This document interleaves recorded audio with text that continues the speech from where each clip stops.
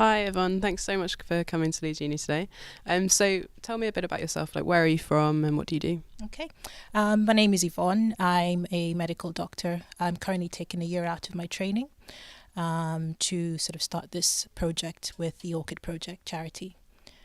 And basically what I'm doing is I'm traveling to different medical schools and raising awareness on FGC among medical students and healthcare professionals as well. Essentially just to improve the understanding around FGC, because I found that quite a few doctors especially weren't really aware of what it was, and it's quite important now, with increasing diaspora communities and so on. Was there something specific that brought you to the topic of FGC or? Yes, there was actually. When I was doing my obs and gynae rotation in my second year of my foundation years, I came across this lady who'd undergone FGC when she was quite young, about 7 years old.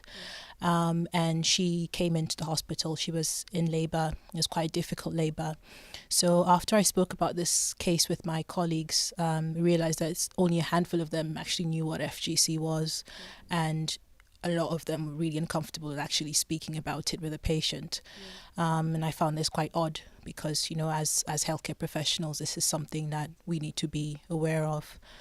So that's sort of what kickstarted this project that I'm doing this year. Yeah, that's really great. So what specifically does the Orchid Project do that you think is great about the project? Yeah. Well, the Orchid Project is a UK-based charity. They're based in London, and essentially what they do is they advocate for FGC to be pushed to a high priority in the international arena. They also like to bring out the projects that are being done at local levels, community levels in countries mainly in west of Africa, which are choosing to abandon FGC. And that's essentially what they do. They lobby for funds to be raised by the international arena as well. Yeah. So is this issue something that you'd like to carry on with in your professional work in the future? Oh yeah, definitely. I think that's one of my main concerns. I wouldn't want it to be something that just sort of fizzles out. Yeah. Now when I stop doing this, it would be really good for it to carry through. And I think one of the most important things would be for medical schools to have FGC teaching incorporated into their curriculum, because I think probably it might be wrong, but there's only, out of all the universities that I asked if I could come and speak to the students, only University of Brighton said they have extensive teaching in their curriculum.